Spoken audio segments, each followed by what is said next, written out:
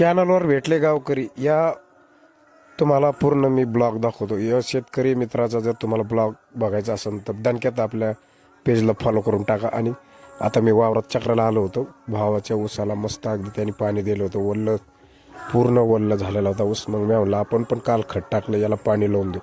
तर आज संध्याकाळी लाईट येणार होती, त्यामुळे आपण याला पाणी लावून टाकलं. तसंच आलो इकडे. ते गावाच्या रानातून इकडे आंब्याच्या कैऱ्या तोडून आणल्या होत्या आणि घरी चाललेल्या होत्या. आता मोसंबीकडे बघावं म्हणलं तर बघितलं तर बाप सारं गार्डनच झालं. त्याच्यामुळं आतमध्ये काही जावं वाटाना. चला म्हणलं आपलं बांधाच्या कडीकडीनं सरळ घरी.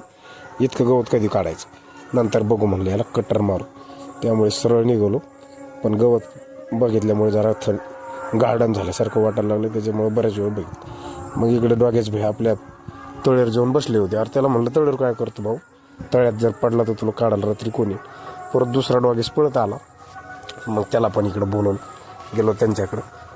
तसं पुढं पडायला लागले. वर जात नाही. तर हे पक्षीराज पोहत होते. आपल्याला पाहून डायरेक्ट भुरदिशी उडी मारली त्यांनी. सन गेली पळत. इकडे डॉगेस भाई ते काय थांबा ना, त्यांना वाटलं काहीतरी खायला जाणलं, पळतच यायला लागले. पण मी पुढं जाईन तसे पुढं पळायला लागले. त्यांना आपण तळ्याच्या खाली हाकलून म्हणलं, कारण जर आपण नसलो तर इथं जर पडले तर मग नंतर इकडं आपण गावडील हे गवत घेऊन ठेवलं होतं. याला उचलला आणि गाडीकडे निघालो. गाडीकडे निघालो तर फार मान अशी आऊट झाली होती. तरी पण आपलं बळच आणून टाकलं गाडीवर आणि मग गाडी चालू केली. चला म्हणलं कॅनलकडून चक्कर मारून तर कॅनलला निघालो आपण गाडी घेऊन. पुढे जात असताना फार गड्डे गुड्डे गाडी 2 वेळेस पडायला आली. पण आपण कसं तरी ॲडजस्ट करून आणलीच पुढं. गवत पुढं धरल्यामुळं काही जमत नव्हतं ते. त्यामुळे आपण दामादामाही गाडी घेत कॅनलला लावलो. कॅनलला आलो तर तिथं पण असे गड्डे, त्या हायवानी गड्डे झालेले होते. पण आपण ते ॲडजस्ट करीत आलो तर पुढं आपल्याला दिसले असे मला काय मॅटर आहे, इकडं काय करून राहिली. तेवढ्यात दिसले गुडदाजीचं पोरे. अरे बाप म्हणलं तू काय करतो रे. खाली पाहत होता. अरे गुडदाजी तर कॅनलमध्ये. म्हणलं कशाला गेलं ते म्हणे. अरे पाणी पाहायला. म्हणलं इतकं खाली काय द्यायचं, वरून दिसतं. नाही ना, त्यांची मोटर खराब झाली त्यामुळे ते उतर. अरे ते म्हणे पहिले मला वर घ्या, तुम्ही व्हिडिओच्या नादात मला त्यात सोडून नंतर पहा व्हिडिओ.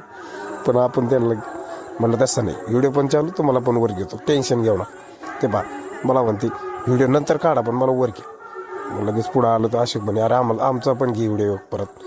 मला या मग. पण ते नीट काय आलाच नाही. नंतर मग परत गुटून ते म्हणले अरे नाही आमचं व्यवस्थित घे जरा, पुढं घे जरा व्यवस्थित. म्हणलं या मग पटकन सगळे पटकन त्यांना व्हिडिओमध्ये घेतलं आणि आपण लगेच घराकडे निघालो. आबळ आलं होतं, गावडीचं गवत भिजन म्हणून. सण निघालो आपण घराकडे. गाडी टरारा पिरिरी 8 वाजेवर टाकला. सण पिरिरी चालली गाडी. गड्ड्यान गुड्ड्यान माप तडा थोडं तडलं की रोडवर अशी फास्ट वळली ना. तिच्या आयला तसं काय हवा चाललं. जिओ चालू संदेशी. पण ते गवत मध्ये यायचं. पण आता खिशात फोन होता त्याच्यामुळे साईडचंच कॉर्नर घेतलं त्याने. मला जाऊ दे, जसं येईन तसं. मित्रांना माहिती आहे आपलं हे सगळा रस्ता, कारण गावकरी इथून कंटिन्यू जातात असतात. सगळे पटण तालुक्यातले लोक जातात इथून. त्याच्यामुळे त्यांना माहिती. आपण काय 130च्या पिढीनं सलाट घरी आलो, घराजवळ आलो. आता घराकडे यायचं तिथं गड्डे. त्याच्यामुळे आपण काय केलं, थोडी गाडी कमी करावं म्हणलं. पण मागं बसल्याला कुठं जायचं बरं नाही जाऊ द्या टरारा पिरिरी. मग आपण इथं आलो तर इथं हरिपाठ चालू होतं, त्याच्यामुळे थोडी कमी केली. मग लगेच डायरेक्ट गाडी आतमध्ये घातली. तिथं आपल्याला गठुडं टाकायचं होतं, तिथपर्यंत गाडी नेली डायरेक्ट. तेवढ्यात आपण गठुडं टाकीत नाही तर आपल्याला आपला दगडूशेठचं ध्यान आलं. दगडूशेठ म्हणला अरे इकडे ना माझ्याकडे बी पाहा ना म्हणे. दुपारपासून वैरण नाही, काय आगलोय, काय मुतलंय, काय पाणी सांडलंय. म्हणलं थांब तुला पहिलं शेण झाडून करतो मग तुला वैरण टाकतो. पण नाही ते म्हणे आधी टाका. मला नाही तसं नाही, इकडं पाहत नाही, इकडे ठकू बाई. अरे ते म्हणे मला बी टाका. मला लईच घाण केली तो आधी.